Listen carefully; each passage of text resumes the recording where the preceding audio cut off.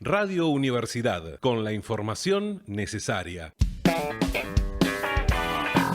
FM 90.1, Facultad de Ciencias Sociales, UNICEN. Anticipamos un poco lo que será la próxima entrevista y tiene que ver con esta contienda bélica que ya lleva más de una semana. El ejército de Israel y las milicias palestinas Hamás se están enfrentando desde el lunes pasado en una contienda abierta, ¿no? En donde no se ve que haya algún visto de tregua, que ya lleva alrededor de 200 víctimas mortales, ¿no? Hay distintos intentos de mediar a nivel internacional, desde Qatar, Naciones Unidas, Egipto, pero lo que no se tiene muy claro es qué está buscando cada una de las partes. También hay un llamamiento de la ONU, ¿no? Un llamamiento a israelíes y palestinos del alto del fuego inmediato, porque no se sabe qué puede llegar a pasar. Bueno, para intentar entender de qué se trata, e intentar tener datos e información y poder reflexionar al respecto, nos vamos a comunicar con la analista política internacional Alejandra Loucau al respecto de este tema. Así que le vamos a dar la bienvenida. ¿Estás por ahí, Alejandra? Sí, ¿qué tal? Buenas tardes. ¿Qué tal? Bueno, gracias por este tiempo que te estás tomando para charlar con nosotros, ¿eh?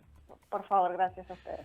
Bueno, si uno tiene que acercarse a este tema, que no es un tema simplemente de la última semana, sino que viene de larga data, si vos tendrías que contarnos cómo fue que se llega al comienzo de los conflictos del lunes pasado, de la semana pasada, uno cómo puede entenderlo, cómo se llega puntualmente ahora, en este año 2021, a ese conflicto, para intentar entender también qué es lo que está pasando ahora. Y si querés en alguna otra pregunta, te pregunto por toda la historia de este conflicto de la Franja de Gaza.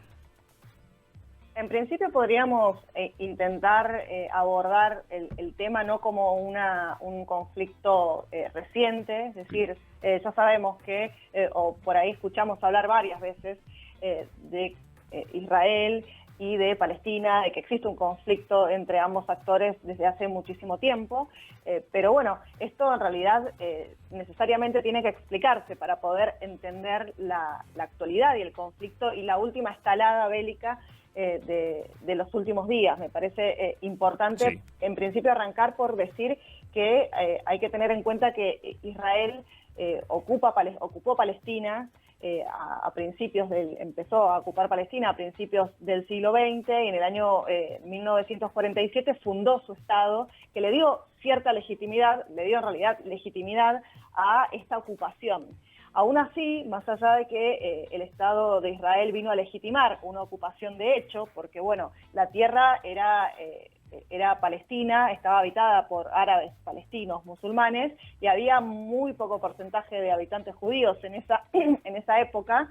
Estamos hablando de principios del siglo XX, había solamente un 3% de judíos, y lo que propuso el Estado de Israel, y antes inclusive de fundarse el Estado, era trasladar a judíos, habitantes judíos, y fundar una nación judía, digo porque bueno, es un Estado religioso el Estado, claro, de Israel, en una tierra que ya estaba habitada. Pero bueno, no solo pasó esto, sino que en realidad lo que proponía Israel al proponer una nación judía era una especie de segregación sobre los palestinos. Los palestinos ya vivían ahí ancestralmente y tienen otra religión. Entonces, ese fue, si se quiere, el principal problema. Ahora bien, más allá de que, bueno, a partir de la fundación del Estado de Israel, este Estado también, con la complicidad de Estados Unidos, que funcionó, si se quiere, como un aval importantísimo para que este Estado fuera viable o fuera fundado, y que los palestinos en ese momento no pensaban que iba a durar mucho. Terminado, bueno, ya llegamos a los 70 años con un Estado ya más estable, con una población ya de generaciones, de algunas generaciones de israelíes que habitan este suelo, pero bueno, sobre todo lo importante para tener en cuenta es que Israel practica una política de segregación. Ya, bueno, son varios los organismos internacionales que reconocen que practica una política de apartheid, y de hecho dice que puede estar cometiendo crímenes de lesa humanidad, y es esta la situación en la cual se llega a esta situación de ahora. Lo que sucede es que Israel, más allá de que ocupó una parte de Palestina, básicamente, o sea, casi todo Palestina, y que fundó el Estado en 1947, además ocupó otros territorios, y entre ellos está Jerusalén Este. Es decir, hay una parte legal que reconoce el derecho internacional, que es todo el territorio que abarca el Estado de Israel, y hay otra parte que es ilegal, que en realidad se trata de una ocupación que hizo posteriormente a la fundación del Estado de Israel, por ejemplo en la Guerra de los 6 Días, en los años 60, en donde ocupó, de hecho, Jerusalén Este. Es ahí donde empiezan a estallar los conflictos, que en realidad es un conflicto que viene sucediendo ya hace muchísimo tiempo, que es básicamente que Israel viene avanzando sobre territorios que no le corresponden al Estado, según el derecho internacional, sino que ha ido cada vez más allá, trasladando colonos a barrios que no son del Estado de Israel, como Jerusalén Este, desalojando familias palestinas, demoliendo sus casas. Esto es algo que viene pasando hace muchísimo tiempo. Pero bueno, lo que sucedió ahora es que la Corte Suprema ordenó desalojar las últimas familias del barrio Sheikh Jarrah, que se ubica en Jerusalén Este, repito, Israel tratando de aplicar una ley bajo un territorio sobre el cual no tiene jurisdicción, salvo para Trump en su momento, para Estados Unidos, que reconoció que Jerusalén era la capital de todo Israel, obviamente al margen del derecho internacional. Y a partir de ese momento, en realidad una situación más, si se quiere, pero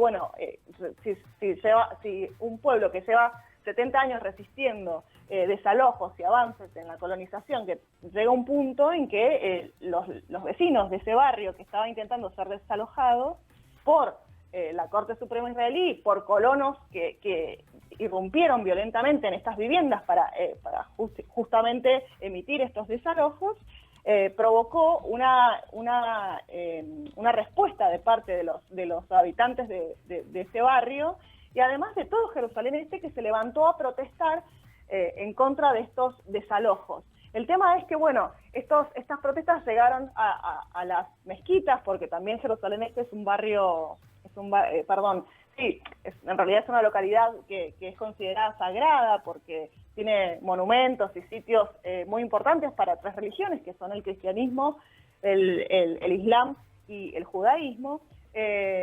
Los palestinos se acercaron, empezaron a protestar, inclusive en zonas de Jerusalén Este religiosas, como por ejemplo la explanada de las mezquitas, y ahí es cuando se produce una represión brutal contra los manifestantes palestinos durante este fin de semana, que termina en 30 muertos y en 300 heridos. A partir de ese momento, por eso es importante para mí tener en cuenta cómo comienza, porque en realidad Israel y los medios que tienen más relación con este relato, que son muchos, dicen que Hamás comenzó el ataque y que Israel tiene derecho a defender. Esa es la línea oficial de Israel, es lo que dice Estados Unidos y lo que se dice en muchos medios.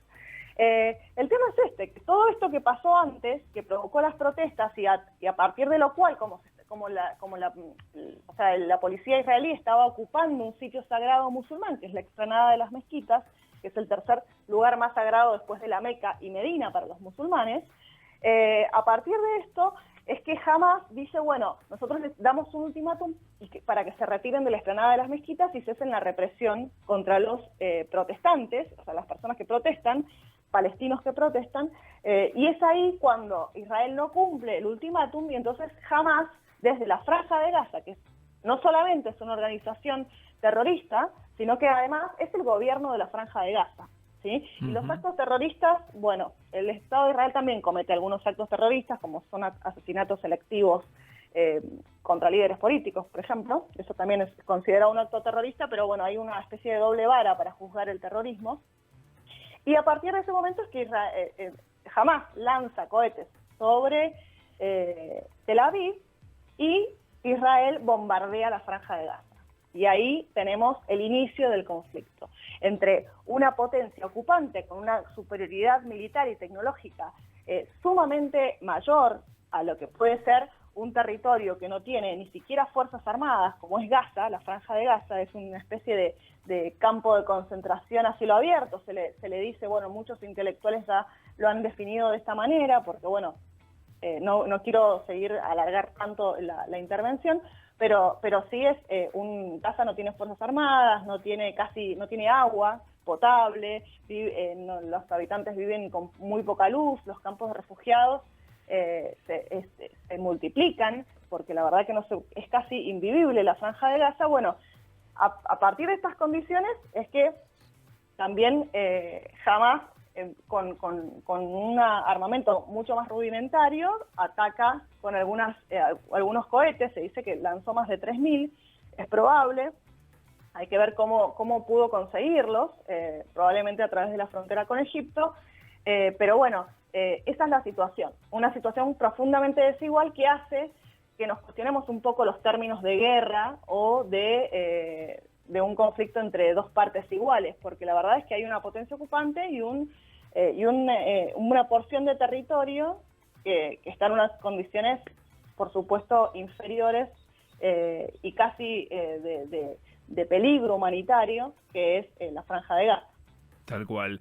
Y para intentar entender cuál es la dinámica y cuál es la mecánica de este tipo de conflictos, pienso y tengo una duda hace tiempo de por qué este tipo de conflictos bélicos no se dan como los conflictos bélicos que uno vio en todo el siglo XX, en donde son dos países o son dos grupos que se enfrentan directamente, sino que vuelan misiles a distintas ciudades, distintas localidades en donde viven familias, en donde hay personas, y no es ese conflicto no se da dentro de un territorio como destinado exclusivamente para ese conflicto, sino se da sobre casas, sobre familias. ¿Por qué ocurre eso en este tipo de conflictos?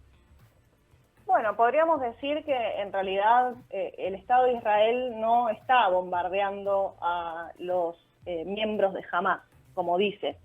Está bombardeando residencias civiles, está bombardeando escuelas, está bombardeando hospitales, campos de refugiados, no porque sea un daño colateral o porque esté tan lleno la Franja de Gaza de militantes de Hamás que, bueno, mueren también civiles, mueren un 30% de los muertos son niños. No es simplemente un daño colateral, es que también Israel, porque no es casual que el 30% de los muertos sean niños.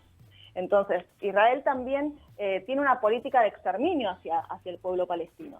Entonces, por ejemplo, cuando veíamos el conflicto entre Azerbaiyán y Armenia, donde, bueno, los civiles empezaban a morir porque los ataques se daban en zonas pobladas, es porque los ejércitos enemigos y los países enemigos entienden que las bajas civiles y los bombardeos de zonas pobladas dan un duro golpe a cualquier país, a cualquier presidente, a cualquier líder que está llevando adelante una guerra. Lo que pasa es que, bueno, en este caso no se trata de dos estados, sino que se trata de un estado ocupante, una porción de territorio que está totalmente cercada, salvo por la frontera con Egipto, y que no tiene ningún tipo de protección ni de ningún estilo. Es decir, no es un estado. La Franja de Gaza no es un estado, Palestina no es un estado, lamentablemente. Si tuviera un estado, probablemente muchos de las guerras o los conflictos que vimos en los últimos 20 años entre estos dos actores se habrían evitado, pero Israel se encargó de boicotear absolutamente todos los intentos de crear un estado palestino. De hecho, ahora estaba pensado un proceso de elecciones. Era la primera vez en 15 años que Hamás, que gobierna la Franja de Gaza, y la ANP, quien gobierna Cisjordania, que es el partido Fatah, que es laico, no como Hamás, que es religioso, el proceso de reconciliación que habían encarado habían dado como resultado la convocatoria de elecciones, pero Israel se habían cancelado porque Israel, esto lo dijo Mahmoud Abbas, el líder de la Autoridad Nacional Palestina, dijo que Israel no permitía que votaran los palestinos de Jerusalén Este. Entonces, hay un constante boicot a que Palestina pueda llegar a tener una porción de territorio por parte de Israel y la comunidad internacional que responde a Estados Unidos, porque vamos a decir que esta acción de Israel no podría haberse dado sin la autorización de Estados Unidos, para que desmontemos un poco esa posición de Biden tratando de contener a Netanyahu, que no es real. Eso me parece importante decirlo, no es real.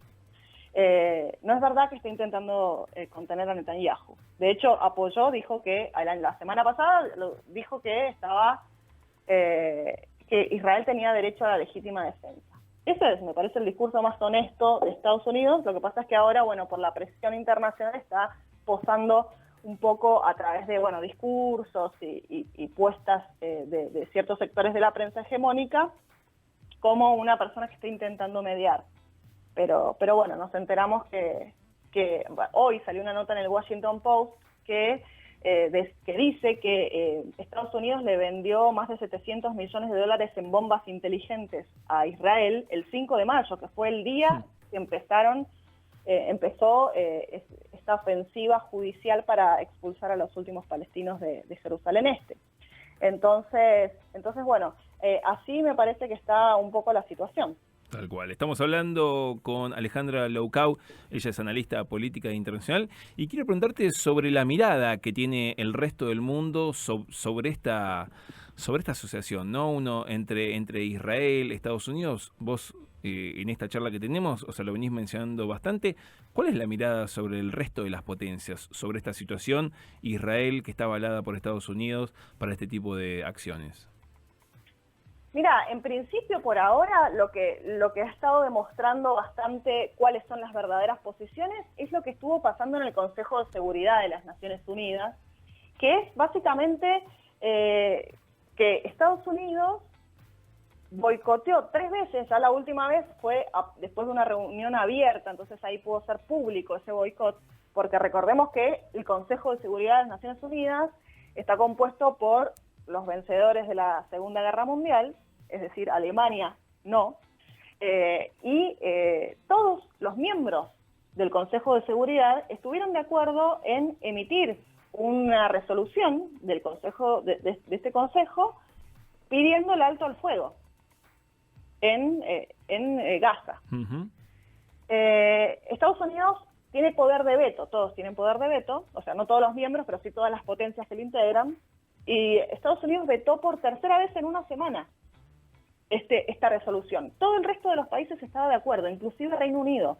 Entonces, por ahí eso nos permite ver más claramente cuáles son las posiciones, porque Reino Unido ha sido un aliado de Estados Unidos en casi todas las políticas exteriores, sobre todo para Medio Oriente, pero bueno, en este caso solamente quedó Estados Unidos vetando la resolución pidiendo el alto al fuego en esta zona. Por otro lado, Alemania en realidad es el único país que está con Estados Unidos en este momento, diciendo que Israel tiene derecho a la legítima defensa, que como expliqué o traté de explicar un poco más antes, en realidad no hay una defensa del Estado de Israel al ser una potencia ocupante y al haber generado la llama de este conflicto con el desalojo en Sheikh Jarrah. Y después, por otro lado, está Rusia, que, por ejemplo, consiguió durante la semana pasada, mediados de la semana pasada, comunicarse con el líder de Hamas y el enviado ruso dijo que, después de esa comunicación, que Hamas estaba dispuesto a negociar una tregua siempre y cuando se levantara la ocupación de la explanada de las mezquitas, la ocupación de fuerzas israelíes, porque esta explanada quedó ocupada por militares y policías israelíes después del conflicto primigenio, de esa represión tan salvaje el fin de semana anterior. Y la otra condición era que que Israel dejara de bombardear Gaza. Es decir, el pedido de Hamas para iniciar un alto el fuego es volver a 10 días antes. Claro. O sea, es muy mínimo, no es que pidió, bueno, el Estado palestino, retírense de las fronteras de antes de 1967, la guerra de los 6 días. No, pidió, volvamos al Estado hace 10 días y negociamos una tregua. Israel dice que no. Entonces la pregunta es, ¿qué quiere Israel? Ahí, ¿qué es lo que pretende Israel? Porque en realidad ya se sabe cuáles son las condiciones de Hamas, no sabemos cuáles son las condiciones de Israel. ¿Qué es lo que tiene que pasar? O sea, ¿qué busca Israel? Bueno, eso es un análisis. Y después está China, que emitió una declaración por separado, por no llegar a un acuerdo en el Consejo de Seguridad, por este tema de la postura de Estados Unidos. Hizo pidió un alto al fuego China con Noruega y otro país más del Consejo de Seguridad, porque más allá de las potencias hay miembros que no son permanentes, que van rotando, en este caso Noruega. Y esa es básicamente la postura. El tema es que lamentablemente, sin una presión real, no puede haber una forma, o sea, si Estados Unidos le dijera a Israel, bueno, paren de bombardear, seguramente lo haría, porque claro. bueno, pero bueno, Estados Unidos sabemos que no es simplemente por el amor a la guerra que no se lo pide, sino porque Israel es su principal enclave en Medio Oriente. Y bueno, básicamente esas son las posturas internacionales. Turquía, si se quiere, es uno de los países que está más proclive a tomar acciones directas. De hecho, su canciller la semana pasada dijo que los estados árabes venían tomando posiciones y preocupándose mucho, pero haciendo poco respecto al conflicto Israel-Palestina, que siempre queda en la nada, siempre es solamente una declaración, una postura, una carta, una preocupación, y al final no se hace nada. Y bueno, Turquía está impulsando sanciones contra Israel para que deje de bombardear la Franja de Gaza. Por supuesto, por intereses particulares. Eso es más o menos lo que está sucediendo. Después Emiratos Árabes Unidos, que ahora Antony Blinken, el secretario de Estado estadounidense, publicó que había tenido una charla con la monarquía de Emiratos Árabes, que en realidad, bueno, Emiratos Árabes es uno de los que apoya la declaración de Jerusalén como capital de Israel. Así que hay que ver cómo actúan las potencias del Golfo. Qatar, por ejemplo, Qatar es uno de los que respalda a Hamás. O sea, de hecho, gran parte del financiamiento de Hamás proviene de Qatar, porque Hamás son los hermanos musulmanes, que a su vez los hermanos musulmanes son aliados de Estados Unidos en otros países. Eso es bastante curioso.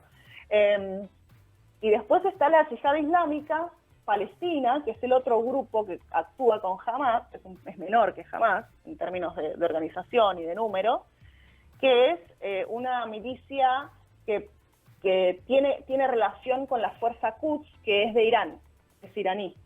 Y ahí hay una influencia, digamos que Irán está participando indirectamente de esta ofensiva de Hamás a través de esta milicia.